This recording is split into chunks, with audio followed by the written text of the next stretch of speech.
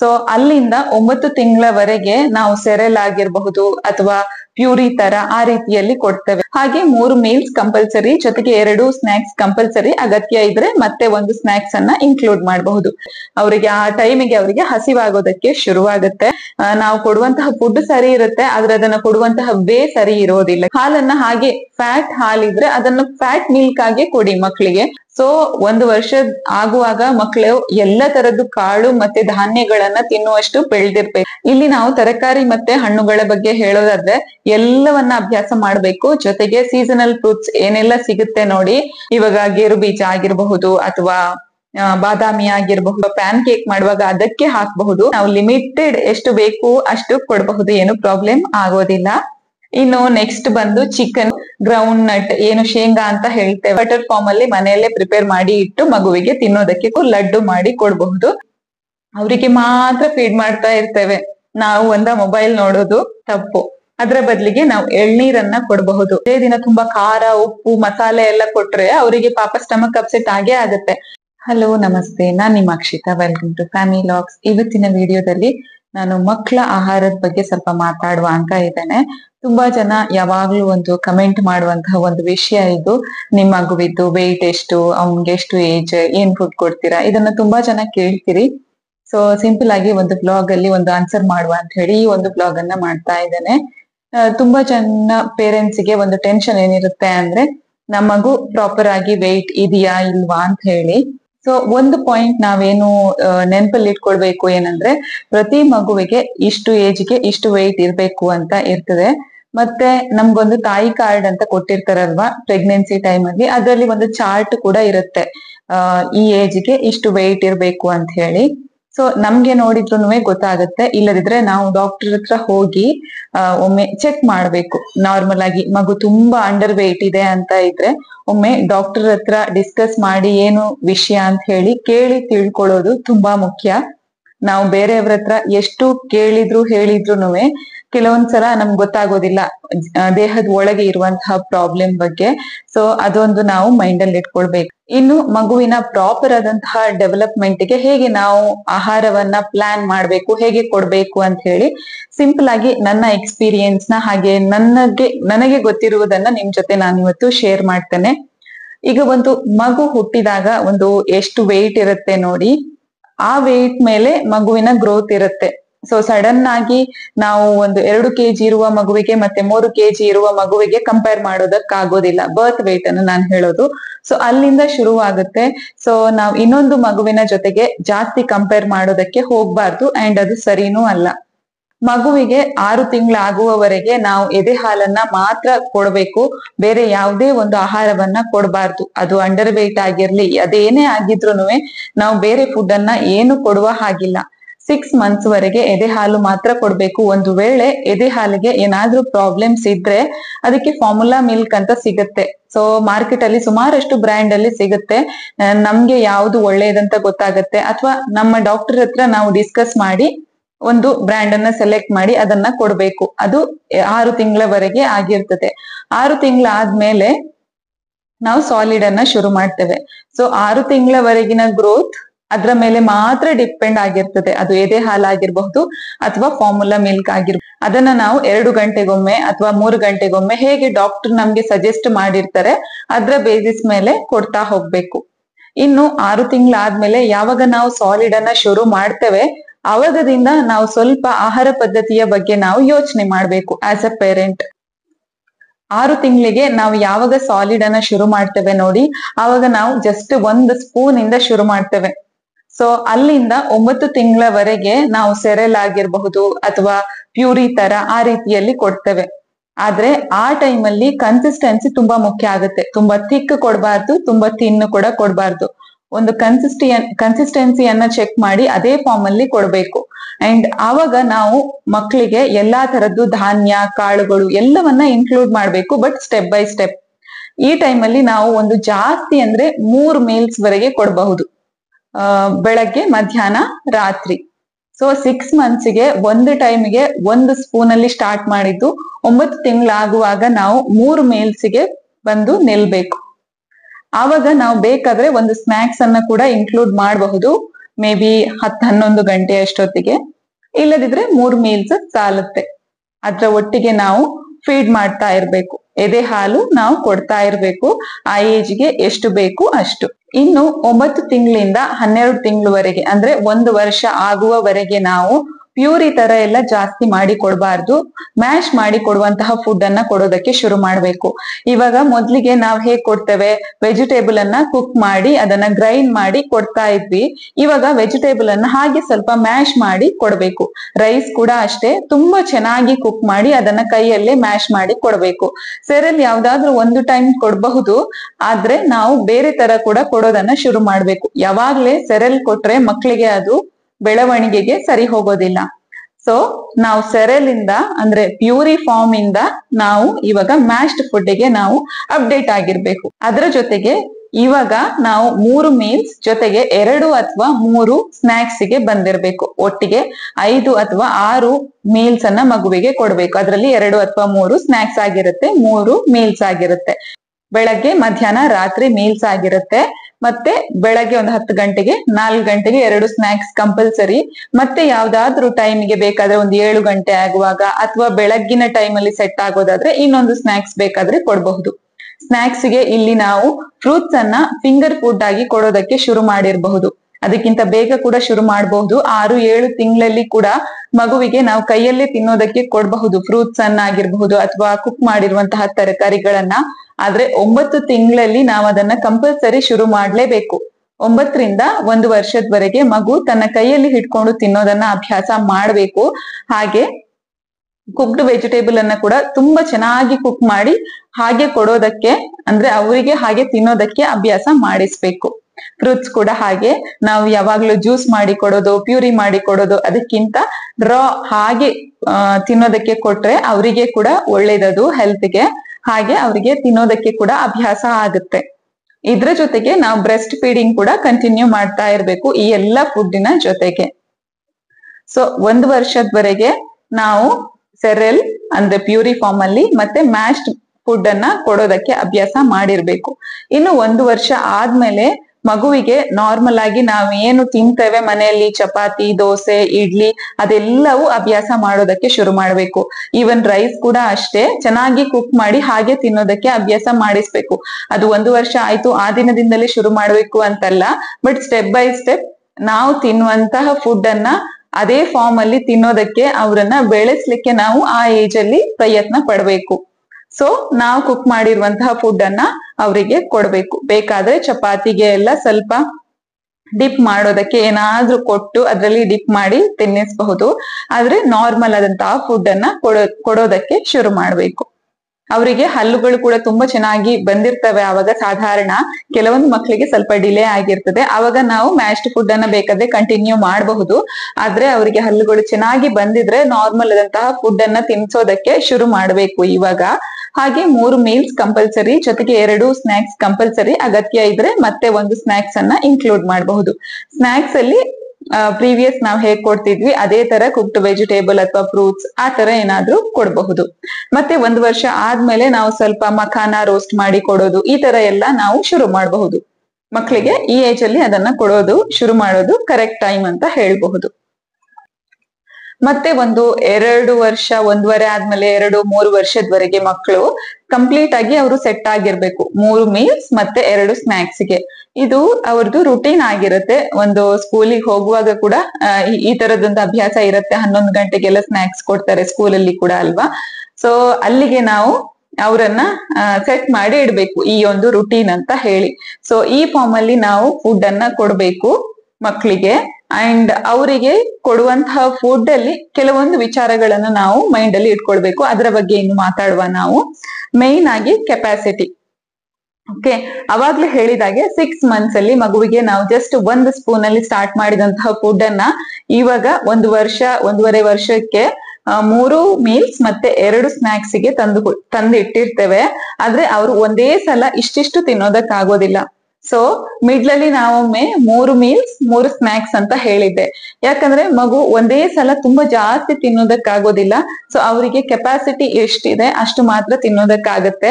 So ನಾವ್ ಅದನ್ನ ಒಂದು ಮೈಂಡ್ ಅಲ್ಲಿ ಇಟ್ಕೊಳ್ಬೇಕು. ಮಗು ತಿನ್ನೋದಿಲ್ಲ ಅಂತ ಹೇಳಿ ಬೆಳಗ್ಗೆ ಕೊಟ್ಟು ಮತ್ತೆ ಮಧ್ಯಾಹ್ನ ಡೈರೆಕ್ಟ್ ಆಗಿ ಕೊಡೋದಕ್ಕಿಂತ ಮಿಡ್ಲಲ್ಲಿ ಒಂದೆರಡು ಬಾರಿ ನಾವು ಟ್ರೈ ಮಾಡ್ಬೇಕು ಏನನ್ನಾದ್ರೂ ಕೊಡೋದಕ್ಕೆ. ಸೊ ಅವರ ಕೆಪಾಸಿಟಿ ಎಷ್ಟಿರುತ್ತೆ ಅಷ್ಟು ಅವರು ತಿಂತಾರೆ. ಮತ್ತೆ ಅವರಿಗೆ 1-2 ಗಂಟೆ ಆಗುವಾಗ ಹಸಿವಾಗತ್ತಲ್ವಾ, ಅವಾಗ ನಾವು ಮತ್ತೆ ಫೀಡ್ ಮಾಡ್ಬೇಕು. ಒಮ್ಮೆಲೆ ತುಂಬಾ ಜಾಸ್ತಿ ತಿನ್ಬೇಕು ನನ್ನ ಹಾಗೆ ಅಂತ ಹೇಳಿ ಯೋಚನೆ ಮಾಡಬಾರ್ದು. ಇದೊಂದು ಕೆಪಾಸಿಟಿ ಬಗ್ಗೆ. ಇನ್ನು ನೆಕ್ಸ್ಟ್ ಟೈಮಿಂಗ್ ಬಗ್ಗೆ. ಟೈಮಿಂಗ್ ಕೂಡ ಹಾಗೆ, ನಾವು ಬೆಳಗ್ಗೆ ಒಂದು ದಿನ 7 ಗಂಟೆಗೆ ಕೊಟ್ರೆ ಒಂದು 7 ರಿಂದ 8 ಗಂಟೆ ಮಧ್ಯದಲ್ಲಿ ನಾವು ಬ್ರೇಕ್ಫಾಸ್ಟ್ ಅನ್ನ ಅವರಿಗೆ ಕೊಟ್ರೆ ದಿನಾಲೂ ಅದೇ ರೂಢಿ ಮಾಡ್ಬೇಕು. ಒಂದಿನ 7 ಗಂಟೆ ಕೊಡೋದು, ಒಂದಿನ 10 ಗಂಟೆ ಕೊಡೋದು, ಒಂದಿನ ಮಧ್ಯಾಹ್ನ 12 ಗಂಟೆ ಕೊಡೋದು, ಈ ತರ ಮಾಡದೆ ಪ್ರಾಪರ್ ಆಗಿ ಒಂದು ಟೈಮಿಂಗ್ ಅನ್ನ ನಾವು ಮೇಂಟೈನ್ ಮಾಡ್ಬೇಕು. ಅದೇ ತರ ಅವರು ಏನು ಸೆಟ್ ಆಗುತ್ತೆ, ಅವರಿಗೆ ಆ ಟೈಮಿಗೆ ಅವರಿಗೆ ಹಸಿವಾಗೋದಕ್ಕೆ ಶುರುವಾಗುತ್ತೆ. ಇನ್ನೊಂದು ಪಾಯಿಂಟ್ ಏನಂದ್ರೆ, ಇವಾಗ ನಾವು ಒಂದು ಫುಡ್ ಕೊಟ್ಟು 1.5 ಗಂಟೆ ಅಥವಾ 2 ಗಂಟೆ 2.5 ಗಂಟೆ ಇಷ್ಟು ಹೊತ್ತು ಅಂತ ಹೇಳಿ ಒಂದು ಟೈಮ್ ಗ್ಯಾಪ್ ಅನ್ನ ಕೊಡ್ಬೇಕು ಅವರಿಗೆ. ಸೊ ಆ ಟೈಮ್ ಅಲ್ಲಿ ಅವರಿಗೆ ಅದು ಪ್ರಾಪರ್ ಆಗಿ ಡೈಜೆಷನ್ ಆಗುತ್ತೆ. ನೆಕ್ಸ್ಟ್ ಮೀಲ್ಸ್ ಗೆ ಅವರ ಹೊಟ್ಟೆ ಕೂಡ ರೆಡಿ ಆಗಿರುತ್ತೆ ಅಂಡ್ ಅವರು ಕೂಡ ಪ್ರಿಪೇರ್ ಆಗಿರ್ತಾರೆ ನೆಕ್ಸ್ಟ್ ಮೀಲ್ಸ್ ಗೆ. ನಾವು ಪದೇ ಪದೇ ಪದೇ ಪದೇ ಕೊಡ್ತಾ ಇದ್ರೆ ಅವರಿಗೆ ಪ್ರಾಪರ್ ಆಗಿ ಡೈಜೆಷನ್ ಕೂಡ ಆಗೋದಿಲ್ಲ. ಸೊ ಟೈಮಿಂಗ್ ಜೊತೆಗೆ ನಾವು ಗ್ಯಾಪ್ ಅನ್ನ ಕೂಡ ಚೆನ್ನಾಗಿ ಮೇಂಟೈನ್ ಮಾಡ್ಬೇಕು. ಅಂಡ್ ಫಾರ್ಮ್ ಬಗ್ಗೆ ನಾನು ಆಲ್ರೆಡಿ ಹೇಳಿದೆ, ಯಾವ ಫಾರ್ಮ್ ಅಲ್ಲಿ ಹೇಗೆ ಕೊಡ್ಬೇಕು ಅಂತ ಹೇಳಿ. ಇವಾಗ ಪ್ಯೂರಿ, ಸೆರೆಲ್, ಮ್ಯಾಶ್ಡ್ ಫುಡ್ ಮತ್ತೆ ನಾರ್ಮಲ್ ಫುಡ್ ಗೆ ಹೇಗೆ ಅಪ್ಡೇಟ್ ಆಗೋದು, ಸೊ ಇದನ್ನ ಕೂಡ ನಾವು ಯೋಚನೆ ಮಾಡ್ಬೇಕು. ಇವಾಗ ಮಗುವಿಗೆ 1 ವರ್ಷ ದಾಟಿದೆ, ಇನ್ನು ನಾವು ಸೆರೆಲ್ ಮಾಡಿ ಕೊಡೋದು, ಫ್ರೂಟ್ಸ್ ಅನ್ನೆಲ್ಲ ಜ್ಯೂಸ್ ಮಾಡಿ ಪ್ಯೂರಿ ಮಾಡಿ ಕೊಡೋದಂದ್ರೆ ಮಗುವಿಗೆ ನಿಜವಾಗಿಯೂ ಇಷ್ಟ ಆಗೋದಿಲ್ಲ. ಅವರಿಗೆ ಆ ಟೈಮಲ್ಲಿ ನಾವು ಮ್ಯಾಶ್ಡ್ ಫುಡ್ ಆಗಿದ್ರೆ ಆ ಟೈಮಲ್ಲಿ ಅದನ್ನೇ ಕೊಡ್ಬೇಕು, ಅಥವಾ ನಾರ್ಮಲ್ ಫುಡ್ ಕೊಡುವಷ್ಟು ಅವ್ರು ಬೆಳೆದಿದಾರಂದ್ರೆ ಅದನ್ನೇ ಕೊಡ್ಬೇಕು. ಮತ್ತೆ ಇನ್ನೊಂದು ಪ್ರಾಬ್ಲಮ್ ಏನಾಗುತ್ತೆ ಅಂದ್ರೆ, ಇವಾಗ ನಾವು ಪ್ಯೂರಿ ಕೊಡ್ತಾ ಇರ್ತೇವೆ, 1.5 ವರ್ಷದವರೆಗೆ ಪ್ಯೂರಿ ಕೊಡ್ತಾ ಇರ್ತೇವೆ, ಅವರಿಗೆ ಜಗಿಯೋದು ಗೊತ್ತೇ ಇರೋದಿಲ್ಲ.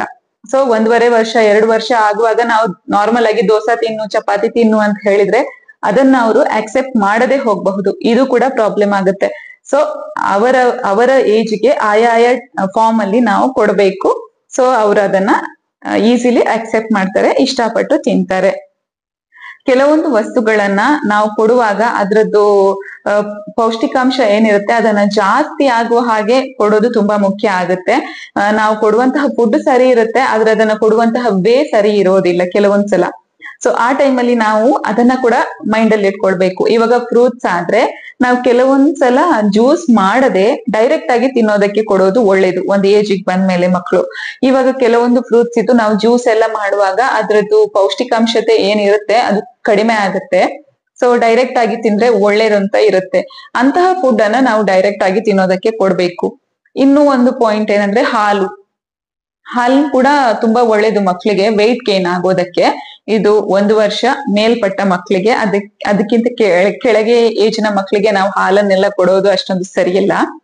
ಸೊ ಹಾಲು ಕೊಡೋದಾದ್ರೆ ನಾವು ತುಂಬಾ ಡೈಲ್ಯೂಟ್ ಮಾಡಬಾರ್ದು. ಕೆಲವೊಂದು ಜನ ಇರ್ತಾರೆ, 1 ಗ್ಲಾಸ್ ಹಾಲಿಗೆ 2 ಗ್ಲಾಸ್ ನೀರ್ ಹಾಕೋದು, ಮತ್ತೆ ಅದಕ್ಕೊಂದ್ ಸ್ವಲ್ಪ ಸಕ್ಕರೆ ಹಾಕೋದು, ಅದಾದ್ಮೇಲೆ ಮಗುವಿಗೆ ಕೊಡೋದು. ಅದು ಸರಿಯಲ್ಲ. ಒಂದ್ ಏನಂದ್ರೆ ಸಕ್ಕರೆ ನಿಜವಾಗಿಯೂ ಒಳ್ಳೇದಲ್ಲ ಮಕ್ಕಳಿಗೆ. ಇನ್ನೊಂದ್ ಏನಂದ್ರೆ ನಾವು ಅದಕ್ಕೆ ನೀರ್ ಹಾಕಿ ಡೈಲ್ಯೂಟ್ ಮಾಡಿದ್ರೆ ಅದ್ರದ್ದು ಪೌಷ್ಟಿಕಾಂಶತೆ ತುಂಬಾ ಕಡಿಮೆ ಆಗುತ್ತೆ. ಮಗುವಿಗೆ ಎಷ್ಟು ಬೇಕು ನ್ಯೂಟ್ರಿಯೆಂಟ್ಸ್ ಅದು ಸಿಗೋದಿಲ್ಲ. ಸೊ ಹಾಲನ್ನ ಹಾಗೆ ಫ್ಯಾಟ್ ಹಾಲಿದ್ರೆ ಅದನ್ನ ಫ್ಯಾಟ್ ಮಿಲ್ಕ್ ಆಗಿ ಕೊಡಿ ಮಕ್ಕಳಿಗೆ. ಒಂದ್ ಸ್ವಲ್ಪ ಕೊಡಿ ಸಾಲ್ತದೆ, ಆ ಏಜ್ಗೆ ಎಷ್ಟು ಬೇಕು ಅಷ್ಟು ಮಾತ್ರ ಕೊಡಿ, ಆದ್ರೆ ಡೈರೆಕ್ಟ್ ಆಗಿ ಕೊಡಿ, ಏನು ತೊಂದರೆ ಆಗೋದಿಲ್ಲ. ಇನ್ನೊಂದು, ಮಗುವಿಗೆ ನಾವು ಸೀರಿಯಲ್ ಎಲ್ಲ ಪ್ರಿಪೇರ್ ಮಾಡ್ತೇವಲ್ವಾ, ಅದು 6 ಮಂತ್ಸ್ ಮಗು ಕೂಡ ಆಗಿರಬಹುದು. ಆ ಟೈಮಲ್ಲಿ ನಾವು ಮನೆಯಲ್ಲೇ ಸೆರೆಲ್ ಎಲ್ಲ ಪೌಡರ್ ಮಾಡಿ ಅದನ್ನ ಕುಕ್ ಮಾಡಿ ಕೊಟ್ರೆ ಒಳ್ಳೇದು. ಮನೆಯಲ್ಲಿ ಸೆರೆಲ್ ಮಾಡುವಾಗ ಏನು ಕಾಳುಗಳು ಧಾನ್ಯಗಳು ನಾವು ಯೂಸ್ ಮಾಡ್ತೇವೆ ಅದನ್ನ ಚೆನ್ನಾಗಿ ತೊಳೆದು ಅದನ್ನ ಮೊಳಕೆ ಬರಿಸಿ ಮತ್ತೆ ಒಣಗಿಸಿ ಪೌಡರ್ ಮಾಡಿದ್ರೆ ತುಂಬಾ ಒಳ್ಳೇದು. ಅದ್ರಲ್ಲಿ ನ್ಯೂಟ್ರಿಯೆಂಟ್ಸ್ ಅವರಿಗೆ ಇನ್ನಷ್ಟು ಜಾಸ್ತಿ ಸಿಗುತ್ತೆ, ಹೆಲ್ತಿಗೆ ಅದು ತುಂಬಾ ಒಳ್ಳೇದು, ಬೆಳವಣಿಗೆಗೆ ಅಂತ ಹೇಳ್ಬಹುದು. ಇನ್ನು ಫುಡ್ ಬಗ್ಗೆ ಹೇಳೋದಾದ್ರೆ, ಯಾವ್ದೆಲ್ಲ ಫುಡ್ ವೆಯ್ಟ್ ಗೇನಿಗೆ ತುಂಬಾ ಒಳ್ಳೇದು ಅಂತ ಹೇಳೋದಾದ್ರೆ, ನಾನು ಆವಾಗ್ಲೇ ಹೇಳಿದ ಹಾಗೆ ಫ್ಯಾಟ್ ಮಿಲ್ಕ್ ಕೂಡ ತುಂಬಾ ಒಳ್ಳೇದು, ಅದು 1 ವರ್ಷ ಮೇಲ್ಪಟ್ಟ ಮಕ್ಕಳಿಗೆ. ಮತ್ತೆ ಸೆರೆಲ್ ಅಲ್ಲಿ ಅಥವಾ ನಾವು ಧಾನ್ಯ ಕಾಳು ಏನಿರುತ್ತೆ ಅದು ಎಲ್ಲವನ್ನ ಕೊಡ್ಬೇಕು ಮಕ್ಕಳಿಗೆ. 6 ಮಂತ್ಸ್ ಅಲ್ಲಿ ಸ್ಟೆಪ್ ಬೈ ಸ್ಟೆಪ್ ಇನ್ಕ್ರೀಸ್ ಮಾಡ್ತಾ ಬರ್ಬೇಕು ನಾವ್ ಏನ್ ಕೊಡ್ತೇವೆ ಅದನ್ನ. ಸೊ 1 ವರ್ಷ ಆಗುವಾಗ ಮಕ್ಕಳು ಎಲ್ಲ ತರದ್ದು ಕಾಳು ಮತ್ತೆ ಧಾನ್ಯಗಳನ್ನ ತಿನ್ನುವಷ್ಟು ಬೆಳೆದಿರ್ಬೇಕು. ಇದು ಕೂಡ ತುಂಬಾ ಒಳ್ಳೇದು, ಅವರಿಗೆ ಬೇಕಾಗುವಂತಹ ಪೌಷ್ಟಿಕಾಂಶತೆ ತುಂಬಾ ಚೆನ್ನಾಗಿ ಸಿಗುತ್ತೆ ಧಾನ್ಯ ಮತ್ತೆ ಕಾಳುಗಳಲ್ಲಿ. ಮತ್ತೆ ಇನ್ನೊಂದು ಫ್ರೂಟ್ಸ್, ಆವಾಗ್ಲೇ ನಾನು ಜ್ಯೂಸ್ ಬಗ್ಗೆ ಹೇಳಿದೆ. ಫ್ರೂಟ್ಸ್ ಕೂಡ ಅಷ್ಟೇ, ಎಲ್ಲ ಫ್ರೂಟ್ಸ್ ಅನ್ನ ನಾವು ಕೊಡೋದು ಅಭ್ಯಾಸ ಮಾಡ್ಬೇಕು. ಅದರಲ್ಲಿ ಕೂಡ ಒಳ್ಳೆಯ ಬೆನಿಫಿಟ್ಸ್ ಇರುತ್ತೆ. ಇನ್ನು ವೆಯ್ಟ್ ಗೇನಿಗೆ ಸ್ಪೆಸಿಫಿಕ್ ಆಗಿ ಹೇಳ್ಬೇಕಂದ್ರೆ ಬನಾನಾ ತುಂಬಾ ಒಳ್ಳೇದು. ಬನಾನವನ್ನ ನಾವು ಡೈರೆಕ್ಟ್ ಆಗಿ ತಿನ್ನೋದಕ್ಕೆ ಕೊಡಬಹುದು, ಅಥವಾ ಪ್ಯೂರಿ ಮಾಡಿ ಕೊಡಬಹುದು, ಅಥವಾ ಏನು ಪ್ಯಾನ್ ಕೇಕ್ ಎಲ್ಲ ಮಾಡ್ತೇವೆ ಅದ್ರಲ್ಲಿ ಬನಾನಾ ಹಾಕಿ ಕೊಡಬಹುದು. ಇನ್ನು ತರಕಾರಿಗಳ ಬಗ್ಗೆ ಹೇಳೋದಾದ್ರೆ ತರಕಾರಿಗಳಲ್ಲಿ ಕೂಡ ವೆಯ್ಟ್ ಗೇನ್ ಆಗೋದಕ್ಕೆ ತುಂಬಾ ತರಕಾರಿಗಳಿರ್ತವೆ. ಇವಾಗ ಕುಂಬಳಕಾಯಿ ಆಗಿರಬಹುದು, ಅದು ಸಿಹಿ ಕುಂಬಳಕಾಯಿ ಬರುತ್ತೆ, ಅದು ಸಿಹಿ ಗೆಣಸು, ಮತ್ತೆ ಆಲೂಗಡ್ಡೆ, ಬಟಾಣಿ, ಬೀನ್ಸ್ ಇವೆಲ್ಲ ತುಂಬಾ ಒಳ್ಳೇದು ವೆಯ್ಟ್ ಗೇನ್ ಆಗೋದಕ್ಕೆ. ಸೊ ಇದನ್ನ ಕೂಡ ನಾವು ಕೊಟ್ಟು ಅಭ್ಯಾಸ ಮಾಡ್ಬೇಕು. ಇನಿಷಿಯಲ್ ಡೇಸ್ ಅಲ್ಲಿ ಅಂದ್ರೆ 6 months ಟೈಮಿಗೆ ಅದನ್ನ ಕುಕ್ ಮಾಡಿ ಪ್ಯೂರಿ ಮಾಡಿ ಕೊಡಬಹುದು. ಅದಾದ್ಮೇಲೆ ಕುಕ್ ಮಾಡಿ ಮ್ಯಾಶ್ ಮಾಡಿ ಕೊಟ್ಟು ಅಭ್ಯಾಸ ಮಾಡಬಹುದು. ಅಥವಾ ಇದನ್ನೆಲ್ಲ ಕುಕ್ ಮಾಡಿ ನಾವು ಸ್ನಾಕ್ಸ್ ಟೈಮಿಗೆ ಅವರಿಗೆ ಫಿಂಗರ್ ಫುಡ್ ಆಗಿ ಕೊಡಬಹುದು, ಅಂದ್ರೆ ಕೈಯಲ್ಲಿ ತಿನ್ನೋದಕ್ಕೆ ಕೊಡೋದು, ಹಾಗೆ ಕೊಡಬಹುದು. ಇನ್ನು 1 ವರ್ಷದ ನಂತರ ಮನೆಯಲ್ಲಿ ನಾವೇನು ಸಾಂಬಾರ್ ಪಲ್ಯ ಎಲ್ಲ ಮಾಡ್ತೇವೆ ಅದಕ್ಕೆ ಹಾಕಿ ಅದನ್ನ ಕೊಡಬಹುದು. ಅಥವಾ ಬ್ರೇಕ್ಫಾಸ್ಟ್ ಟೈಮ್ ಅಲ್ಲಿ ಕೂಡ ಬೆಳಗಿನ ತಿಂಡಿ ಜೊತೆಗೆ ತರಕಾರಿಗಳನ್ನ ಇನ್ಕ್ಲೂಡ್ ಮಾಡಿ ಕೊಡಬಹುದು.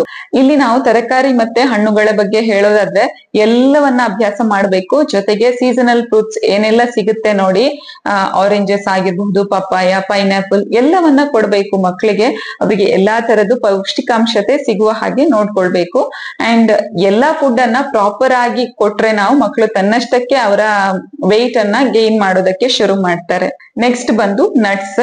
ಇವಾಗ ಗೇರು ಬೀಜ ಆಗಿರಬಹುದು, ಅಥವಾ ಬಾದಾಮಿ ಆಗಿರಬಹುದು, ಒಣ ದ್ರಾಕ್ಷಿ ಆಗಿರಬಹುದು, ಪಿಸ್ತಾ ಆಗಿರಬಹುದು, ಇವೆಲ್ಲವೂ ತುಂಬಾ ಒಳ್ಳೇದು ಮಕ್ಕಳಿಗೆ. ನಾವು ಅದನ್ನ ಮನೆಯಲ್ಲಿಯೇ ಪೌಡರ್ ಮಾಡಿ ಮಗುವಿಗೆ ಕೊಡಬಹುದು. ಪೌಡರ್ ಮಾಡಿ ಅದನ್ನ ಹಾಲಲ್ಲಿ ಹಾಕಿ ಕೊಡಬಹುದು, ಅಥವಾ ಪ್ಯಾನ್ ಕೇಕ್ ಮಾಡುವಾಗ ಅದಕ್ಕೆ ಹಾಕಬಹುದು, ಅಥವಾ ಹಾಗೆ ಪೌಡರ್ ಅನ್ನ ಯಾವ್ದ್ರಲ್ಲಾದ್ರೂ ಮಿಕ್ಸ್ ಮಾಡಿ ತಿನ್ನೋದಕ್ಕೆ ಕೊಡಬಹುದು. ಇನ್ನು ಸ್ವಲ್ಪ ದೊಡ್ಡ ಮಕ್ಕಳಾದ್ರೆ ನಾವು ಡ್ರೈ ಫ್ರೂಟ್ಸ್ ಇದ್ದು ಲಡ್ಡು ಮಾಡಿ ಕೊಡಬಹುದು, ಅಥವಾ ನಾವು ಹಾಗೆ ಸೋಪ್ ಮಾಡಿ ಅದನ್ನ ತಿನ್ನೋದಕ್ಕೆ ಕೊಡಬಹುದು. ಇನ್ನು ನೆಕ್ಸ್ಟ್ ತುಪ್ಪವನ್ನ ನಾವು ಮಗುವಿಗೆ ಬ್ರೇಕ್ಫಾಸ್ಟ್ ಟೈಮ್ ಅಲ್ಲಿ ದೋಸಾ ಚಪಾತಿ ಏನ್ ಮಾಡ್ತೇವೆ ಅದ್ರ ಜೊತೆಗೆ ಕೊಡಬಹುದು, ಅಥವಾ ಅನ್ನಕ್ಕೆ ಸ್ವಲ್ಪ ಹಾಕಿ ಆ ಅನ್ನವನ್ನ ತಿನ್ನುವಾಗ ಅದ್ರ ಜೊತೆಗೆ ತಿನ್ನುವ ಹಾಗೆ ನೋಡ್ಕೊಳ್ಬಹುದು. ತುಪ್ಪ ಕೂಡ ತುಂಬಾ ಒಳ್ಳೇದು. ಇದನ್ನೆಲ್ಲ ತಿಂದ್ರೆ ಮಗುವಿಗೆ ಶೀತ ಆಗುತ್ತೆ, ಕೆಮ್ಮು ಆಗುತ್ತೆ, ಅದಾಗುತ್ತೆ, ಇದಾಗುತ್ತೆ ಅಂತ ಹೇಳಿ ಕೆಲವೊಂದ್ ಜನ ನಂಬ್ತಾರೆ. ಆದ್ರೆ ಅದೆಲ್ಲ ಅಷ್ಟೊಂದು ಸತ್ಯ ಅಲ್ಲ. ಸೊ ನಾರ್ಮಲ್ ಆಗಿ ನಾವು ಲಿಮಿಟೆಡ್ ಎಷ್ಟು ಬೇಕು ಅಷ್ಟು ಕೊಡಬಹುದು, ಏನು ಪ್ರಾಬ್ಲಮ್ ಆಗೋದಿಲ್ಲ. ಇನ್ನು ನೆಕ್ಸ್ಟ್ ಬಂದು ಚಿಕನ್. ನಾನ್ ವೆಜಿಟೇರಿಯನ್ ಆದ್ರೆ ಚಿಕನ್ ಕೊಡಬಹುದು ಮಕ್ಕಳಿಗೆ.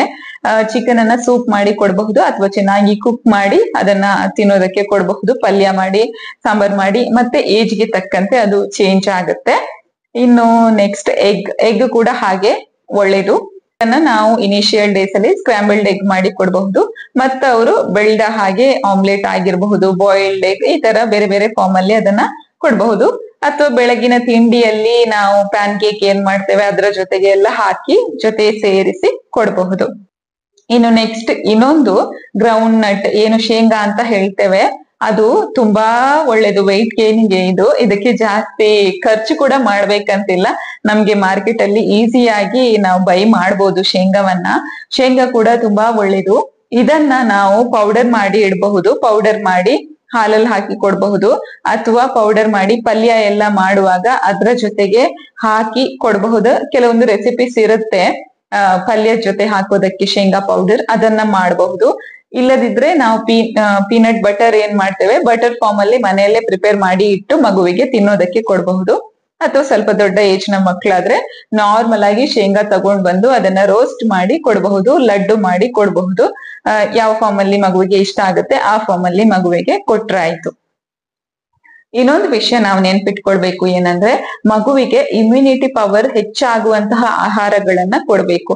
ಇಮ್ಯುನಿಟಿ ಪವರ್ ಚೆನ್ನಾಗಿದ್ರೆ ಮಗುವಿಗೆ ತುಂಬಾ ಬೆನಿಫಿಟ್ಸ್ ಇರುತ್ತೆ ಹೆಲ್ತ್ಗೆ. ಮತ್ತೆ ಅವರು ಆಹಾರವನ್ನ ಕೂಡ ನಾರ್ಮಲ್ ಆಗಿ ಅಕ್ಸೆಪ್ಟ್ ಮಾಡೋದಕ್ಕ ಆಗುತ್ತೆ.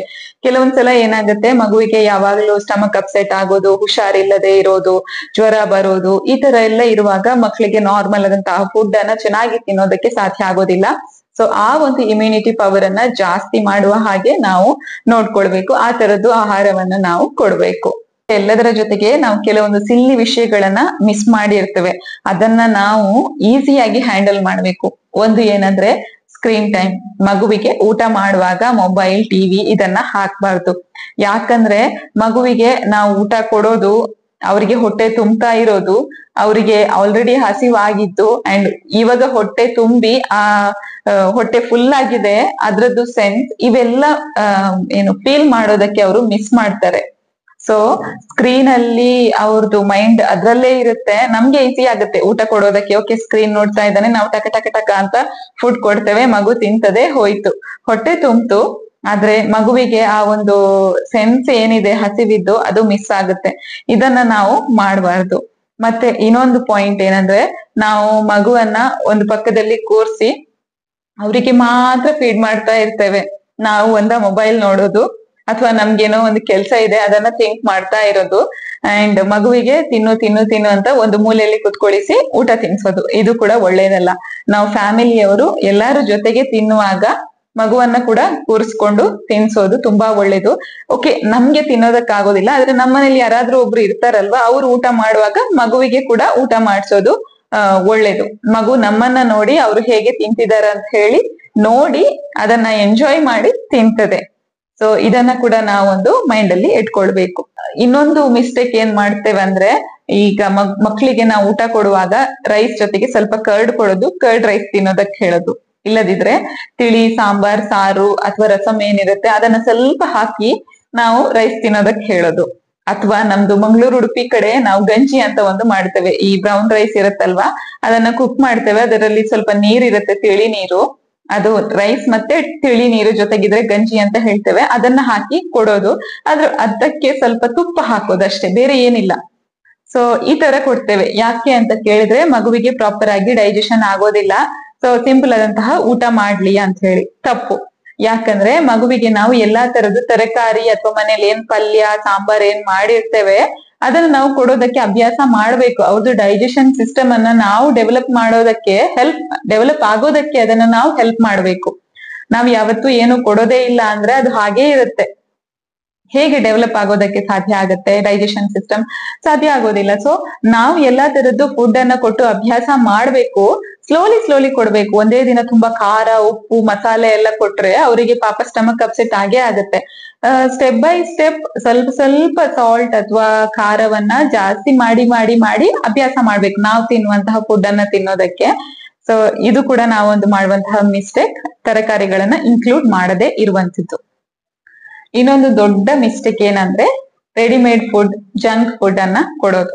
ಹೊರಗಡೆ ಹೋಗ್ತೇವೆ, ಮಗುವಿಗೆ ಬಾಯಾರಿಕೆ ಆಗಿದೆ, ಮಗುವಿಗೆ ಸುಸ್ತಾಗಿದೆ, ಜ್ಯೂಸ್ ಕುಡಿಯೋದು ಇಷ್ಟ ಆಗಿದೆ, ಸೊ ಪ್ಯಾಕೆಟ್ ಅಲ್ಲಿ ಇರುವಂತಹ ಜ್ಯೂಸ್ ಅನ್ನ ತೆಗೆದು ಮಗುವಿಗೆ ಕೊಡೋದು ತಪ್ಪು. ಅದರ ಬದಲಿಗೆ ನಾವು ಎಳ್ನೀರನ್ನ ಕೊಡಬಹುದು. ಇನ್ನೊಂದು ಏನಂದ್ರೆ, ಮನೆಯಲ್ಲಾದ್ರೂನುವೆ ಚಿಪ್ಸ್ ಕೊಡೋದು, ತುಂಬಷ್ಟು ಬಿಸ್ಕೆಟ್ಸ್ ಮಿಕ್ಸರ್ಸ್ ಅದು ಇದು ಎಲ್ಲ ಇರುತ್ತಲ್ವಾ, ಅದನ್ನೆಲ್ಲ ತುಂಬಾ ಕೊಡೋದು ನಿಜವಾಗಿಯೂ ಅದು ಒಳ್ಳೇದಲ್ಲ. ನಾವು ರೆಡಿಮೇಡ್ ಅಥವಾ ಹೊರಗಡೆಯಿಂದ ತಂದಂತಹ ಫುಡ್ ಏನಿರುತ್ತೆ ಜಂಕ್ ಫುಡ್, ಅದನ್ನ ಕೊಟ್ಟಷ್ಟು ಅವರಿಗೆ ಹಸಿವು ಅನ್ನೋದು ಕಡಿಮೆ ಆಗುತ್ತೆ. ಮತ್ತೆ ಅದನ್ನ ಅದ್ರದ್ದು ಟೇಸ್ಟ್ ಅಲ್ಲಿ ನಾವು ಮನೆಯಲ್ಲಿ ಏನು ಕುಕ್ ಮಾಡಿ ಕೊಡೋದಕ್ಕಾಗೋದಿಲ್ಲ.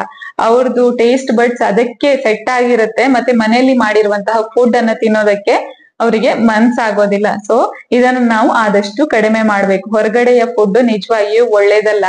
ಅದು ಯಾವ ಫಾರ್ಮ್ ಅಲ್ಲಿ ಕೊಟ್ರು ಅದು ಯಾವ್ದಕ್ಕೂ ಉಪಯೋಗ ಇಲ್ಲ. ಅರ್ಜೆಂಟ್ ಅಲ್ಲಿರುವಾಗ ಕೆಲವೊಂದ್ಸಲ ನಮ್ಗೆ ಬೇರೆ ಆಪ್ಷನ್ ಇಲ್ಲ ಅಂತ ಇದ್ದಾಗ ಕೆಲವೊಂದ್ಸಲ ಹೊರಗಡೆಯ ಫುಡ್ ಕೊಡಬಹುದು. ಆದ್ರೆ ಅದನ್ನೇ ಕೊಟ್ಟು ಅಭ್ಯಾಸ ಮಾಡಬಾರ್ದು. ಇದ್ರಿಂದ ಅವ್ರದ್ದು ಇಮ್ಯುನಿಟಿ ಕೂಡ ತುಂಬಾ ಡೌನ್ ಆಗತ್ತೆ. ಓಕೆ, ಇದ್ರ ಬಗ್ಗೆ ನಾನು ಸಪರೇಟ್ ಆಗಿ ಹೇಳ್ತೇನೆ, ಇದ್ರಲ್ಲಿ ಹೇಳ್ತಾ ಹೋದ್ರೆ ಅಷ್ಟೊಂದ್ ಸರಿ ಹೋಗೋದಿಲ್ಲ. ಸೊ ನನಗೆ ಗೊತ್ತಿರುವಂತಹ ಎಲ್ಲ ಟಿಪ್ಸ್ ಅಂಡ್ ವಿಷಯಗಳನ್ನ ನಿಮ್ ಜೊತೆ ನಾನು ಶೇರ್ ಮಾಡಿದ್ದೇನೆ. ಸೊ ವೆಯ್ಟ್ ಗೇನ್ ಆಗೋದಕ್ಕೆ ನಾವು ತೀರಾ ಜಾಸ್ತಿ ಥಿಂಕ್ ಮಾಡಬಾರ್ದು. ತುಂಬಾ ವಿಷಯಗಳಿರ್ತವೆ ಈ ವೆಯ್ಟ್ಗೆ, ಮಕ್ಕಳದ್ದು ಜಾಸ್ತಿ ಆಗೋದಕ್ಕಾಗಿರ್ಬಹುದು, ಕಡಿಮೆ ಆಗೋದಕ್ಕಾಗಿರ್ಬಹುದು. ಇದರಲ್ಲಿ ಇನ್ನೊಂದು ಪಾಯಿಂಟ್ ಇರುತ್ತೆ, ಏನಂದ್ರೆ ಒಂದು ವೇಳೆ ಮಗುವಿನ ಪೇರೆಂಟ್ಸ್ ಮಗುವಿನ ಏಜ್ ಅಲ್ಲಿ ಇರುವಾಗ ತುಂಬಾ ಸಣ್ಣಗಿದ್ರೆ ಕೆಲವೊಂದ್ಸಲ ಆ ಏಜ್ ಅಲ್ಲಿ ಮಗು ಕೂಡ ಸಣ್ಣಗಿರ್ತದೆ.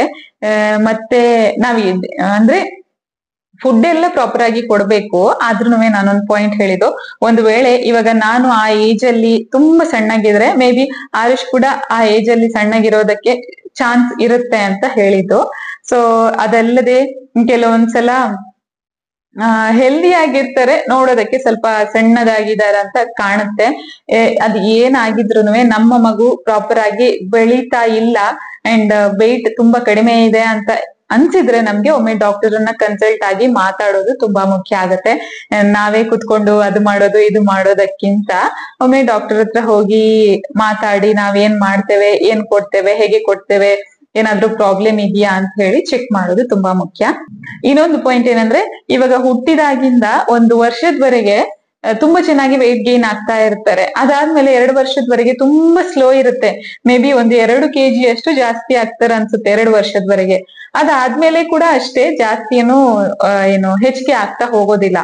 ಸೊ ಅವರವರ ಏಜ್ಗೆ ಕೆಲವೊಂದ್ಸಲ ಸ್ವಲ್ಪ ಸ್ಪೀಡ್ ಗ್ರೋತ್ ಇರುತ್ತೆ, ಕೆಲವೊಂದ್ಸಲ ಸ್ವಲ್ಪ ಸ್ಲೋ ಗ್ರೋತ್ ಇರುತ್ತೆ ಏಜ್ ಪ್ರಕಾರ. ಅದನ್ನ ಕೂಡ ನಾವು ಮೈಂಡ್ ಅಲ್ಲಿ ಇಟ್ಕೊಳ್ಬೇಕು. ತುಂಬಾ ತೀರಾ ಟೆನ್ಷನ್ ಆಗಿರಬಹುದು ಅಥವಾ ಬೇರೆ ಮಕ್ಕಳ ಜೊತೆಗೆ ಜಾಸ್ತಿ ಕಂಪೇರ್ ಮಾಡೋದು ಅದೆಲ್ಲ ಮಾಡಬಾರ್ದು. ಅದ್ರ ಬದ್ಲಿಗೆ ನಾವು ಮನೆಯಲ್ಲಿಯೇ ಹೆಲ್ದಿ ಆದಂತಹ ಫುಡ್ ಅನ್ನ ಪ್ರಾಪರ್ ವೇ ಅಲ್ಲಿ ಕೊಡೋದು ಪ್ರಯತ್ನ ಪಡ್ಬೇಕು. ಅಂಡ್ ಮಕ್ಕಳ ಗ್ರೋತ್ ಅನ್ನ ನಾವು ಕೂಡ ಎಂಜಾಯ್ ಮಾಡ್ಬೇಕು. ಅಂಡ್ ಅವರಿಗೆ ಕೂಡ ಅದು ಬರ್ಡನ್ ಆಗ್ಬಾರ್ದು. ನಾವು ಕೊಡುವಂತಹ ಫುಡ್ ಮತ್ತೆ ನಾವು ತಗೊಳ್ಳುವಂತಹ ಸ್ಟ್ರೆಸ್ ಅದು ಮಗುವಿಗೆ ಬರ್ಡನ್ ಆಗ್ಬಾರ್ದು. ಅಂಡ್ ಮಗುವಿಗೆ ಇದೇ ಟೈಮ್ ಅಲ್ಲಿ ನಾವು ಚೆನ್ನಾಗಿ ನೋಡ್ಕೊಳ್ಳೋದಕ್ಕೆ ಚಾನ್ಸ್ ಸಿಗೋದು.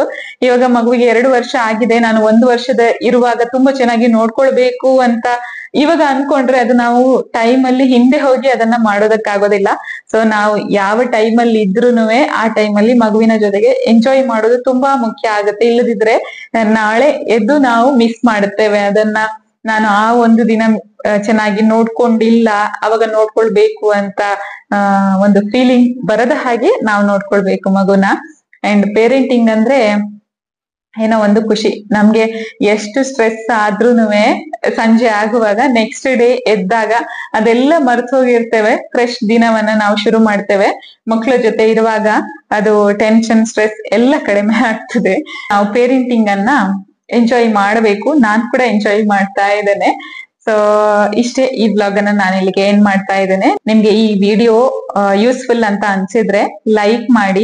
ಹಾಗೇನಾದ್ರೂ ಡೌಟ್ಸ್ ಇದ್ರೆ ಕಮೆಂಟ್ ಮಾಡಿ. ನನ್ಗೆ ಸಾಧ್ಯ ಆದ್ರೆ ಆನ್ಸರ್ ಮಾಡೋದಕ್ಕೆ ಪ್ರಯತ್ನ ಪಡ್ತೇನೆ. ಚಾನೆಲ್ ಅನ್ನ ಸಬ್ಸ್ಕ್ರೈಬ್ ಮಾಡ್ಕೊಳ್ಳಿ. ಏನೋ ಒಂದು ಮೋಟಿವೇಶನ್ ಇರುತ್ತೆ ನಮ್ಗೆ ಕೂಡ. ನಾವು ಮಾಡುವಂತಹ ವಿಡಿಯೋಸ್ ಯಾರಿಗಾದ್ರೂ ಒಬ್ಬರಿಗೆ ಯೂಸ್ ಆಗ್ತಾ ಇದೆ ಅಂತ ಹೇಳುವಾಗ ನಮ್ಗೆ ಕೂಡ ಖುಷಿ ಆಗುತ್ತೆ. ಅಂಡ್ ಇನ್ನು ನಾನು ನೆಕ್ಸ್ಟ್ ವಿಡಿಯೋದಲ್ಲಿ ಸಿಗ್ತೀನಿ. ಅಲ್ಲಿವರೆಗೆ take care and bye bye.